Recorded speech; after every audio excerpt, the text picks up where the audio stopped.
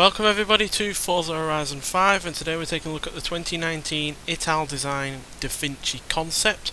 So this was dedicated to Leonardo da Vinci on the 500th year of his death, and yeah, this is kind of a forward-thinking kind of car that has a sporting focus on it. Now, Italdesign has been around since 1968. They don't really produce their own cars, although they have had a production vehicle before in the form of the Zero Uno, which was based on, I believe, a Lamborghini Huracan. But yeah, they mainly design cars for other car manufacturers. So they've designed for the likes of Alfa Romeo, Lamborghini, Lotus, and many other companies, even the likes of Daewoo, for instance. But yeah, this is their own kind of concept car, and yeah, I can see many different kind of cars popping through the design on this.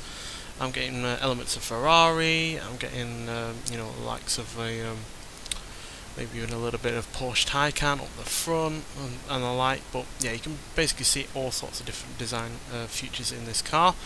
But the main one is that it is an all-electric Grand Tourer. It's meant for covering long distances, and yeah, it's got a whopping amount of horsepower and torque going for it as well. 750 horsepower and 774 pounds-feet of torque, powered by batteries are powered by two electric motors, one up front and one at the rear.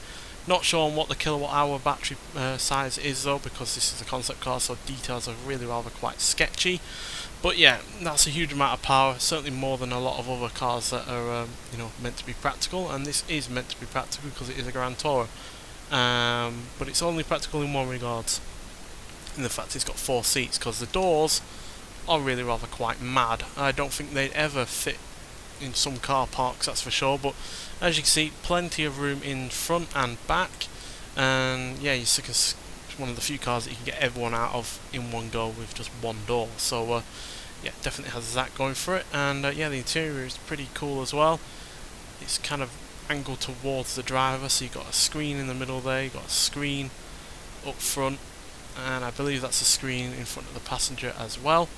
Yeah, looks all very nice. Not very many in the way of physical buttons, which might irk some people. Would me in terms of driving on a day-to-day basis, but does at least mean it's got a very smooth design and a very free-flowing design as well, which yeah is encapsulated by the look of the car, which has very little overhangs. It's very low to the ground, and yeah, it just looks amazing in general. To be honest, Italdesign really know what they're doing, and they wouldn't have been around for nearly 60 years now if they hadn't known what they're doing, and they certainly do with this vehicle. So yeah, but it is a weighty car, being an electric car with all-wheel drive with 2 electric motors, as it weighs 5,071 pounds, which is a huge amount, but obviously it has plenty of power as well. So yeah, let's get out onto the open road and see what this car can do. So yeah, this doesn't have quite the blistering acceleration of some electric cars because of its weight, but then it does have mid-range clout to spare, and a really rather quite high top speed. So yeah, let's get down this drag strip, see how quick we'll go before we hit the speed camera, and then we'll get it round the track. So yeah, even though it's not as blisteringly quick in terms of acceleration as some electric cars, it's still hardly slow.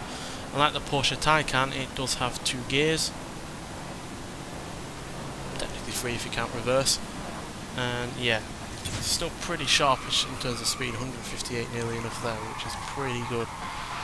Now you can, unlike with the Taycan, feel the weight of this car. It does feel like a £5,000 plus car, which doesn't make it the most satisfying car to drive, but it is still fun enough. And yeah, the acceleration and the top speed that you can get out of this car certainly either matches the Taycan, certainly in terms of acceleration, or outstrips it in terms of top speed. So yeah, let's get to the track and take a look at the stats on this in Rivals mode.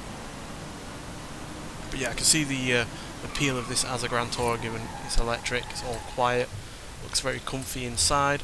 But yeah, we're a low-end S1 class, and yeah, they're the stats. So yeah, the acceleration, launch, and the speed are pretty good. Handling is decent, but the braking is a little bit of a concern, especially given how much it weighs and how much momentum it's going to be carrying as a result of that weight. So yeah, that is a little bit concerning. It's nearly 50-50 weight distribution though, so it's not got too much weight at the front or at the rear. It's pretty much bang on perfectly weighted, so that is always a good thing. It doesn't make much noise in terms of an electric car though, Some electric cars are quite loud, some make some noise. This isn't overly noisy, but we'll just let you listen to it a little bit just to get a feel for the car overall, and then we'll talk about it some more.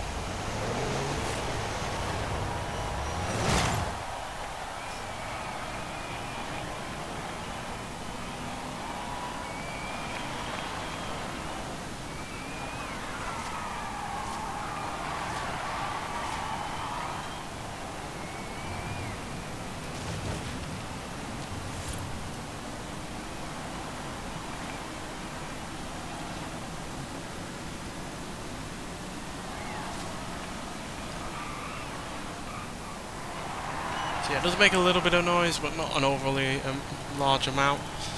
But it makes up for any lack of noise due to the acceleration. 0 to 60 in 5.7 seconds, 0 to 109.826 seconds, which are decent. But like I said, there are electric cars out there that can surpass this. But it does have a top speed of 201 miles an hour, which is really impressive, because a lot of electric cars are out of puff at around 170, 180 miles an hour, especially the more production kind of vehicles like the Porsche Taycan. But yeah, for this to not only hit 200 mile an hour but to get slightly above that is really rather impressive, and yeah, it does go to show that putting another gear in these electric cars does help in terms of top speed. Obviously it does limit somewhat in terms of acceleration, but you know, there's always a compromise when it comes to making cars, and that is a compromise for this. But yeah, the acceleration is still not bad, and at the end of the day you do get plenty of mid-range clap, because once this car is up and going, yeah, it's really rather quite relentless in terms of its acceleration. Handling wise, it's a little bit more mixed. It does oversteer sometimes, and yeah, the brakes are not quite as good as you might want for a car of this weight and size, but it's not poorly handling. It does, you know, hold in there when you want it to for most of the time. But then there will be other times when, you know, the brakes just won't be enough for you at one point or another, because you want to, you know, brake later than your competition or anything like that, and they won't stop you as well as you might hope. And at points you will get a dramatic amount of oversteer, as you might have saw at the beginning when we started out on this track. So yeah, you do have to be wary of it, but the acceleration and the mid-range clout and the top speed are all really rather impressive, and yeah, it's just overall a really rather good looking car as well. And being a fan of EVs, this is the first car that I'm reviewing out of the car pack that it's a part of. So yeah, this is part of the Italian Car Exotics car pack, which is, yeah, features 6 other vehicles, most of which are actually Lamborghini. But yeah, impressive car pack overall. But yeah, this is probably going to be one of my favourites out of the car pack, even though, you know, it's a concept car, it's only a one-off, and yeah, it's not got the best of handling, but you know, they've done a decent enough job with it. It's even got rear wheel steering, which I'm not sure if you can see there at the back, which does help in some regards in terms of the handling. But yeah, the weight is at the end of the day something hard to overcome for this vehicle. But yeah, like I said, part of the car pack. It's £7.99 in the UK. Not sure if it's exactly $7.99 in the US, but it's still a really rather worthwhile car pack. And it's nice to know that even this late into the game's, you know, release, that they're still giving us new cars. And yeah, there are even more cars added to the game via the Auto Show, which are cars that we've had before, and then even more of them will be coming via the festival playlist as well. So yeah, plenty more content from this game to look forward to, and plenty more cars to enjoy driving as well. So yeah, nonetheless though, thank you for watching, and I'll see you in the next one. Bye.